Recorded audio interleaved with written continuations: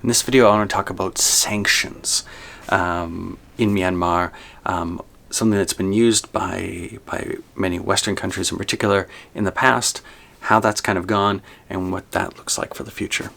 So this isn't the first dust-up or problem that the governments of the world have had with the Myanmar military and their control over Myanmar. Even if we go back 10 years ago, there was a host of sanctions that were on the country because of this military regime. And sanctions are these typically economic sanctions, are used to try to isolate a country. And if we look at countries like North Korea and Iran in particular, those would be two big names. Those are countries that are sanctioned by a lot of governments so that businesses can't work with them. And the idea typically is that if you isolate these governments, then they become weaker, and then the people can overthrow them. A very simplified sort of way of thinking about it, but that's sort of the idea. And in the past, sanctions were used by Western countries like Canada, like the US, like the UK, European countries, as a way to isolate Myanmar.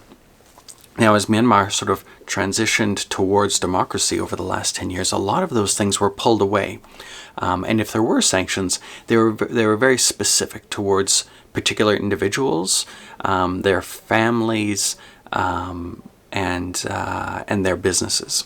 And this can be like some of the military leaders, for example, some of these military generals.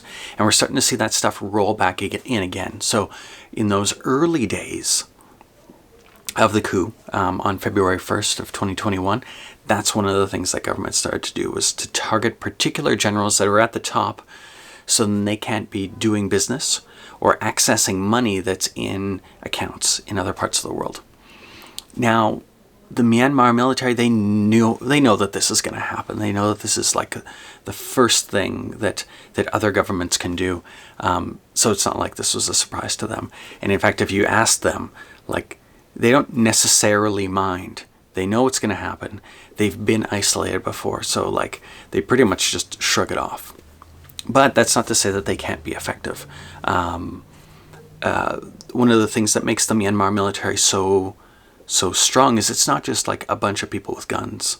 They're large, one of the largest per capita in the world, but also that was a fart sound from my hands. But also, they have these massive, some of the largest companies in Myanmar that deal with all sorts of stuff: construction, mining, oil and gas and things like that. And that's how they've gotten to be, or one of the ways that they've gotten to be so wealthy. And those are run, by these generals who are, now some of the richest people in the country. Those, and then the civilians that they sort of put in charge, that they kind of funnel that money through. So more recently, in the last couple of weeks, the UK and the US have specifically started targeting these companies. Now, it doesn't mean that, China, for example, could still, trade with these guys, because they wouldn't necessarily abide by the sanctions.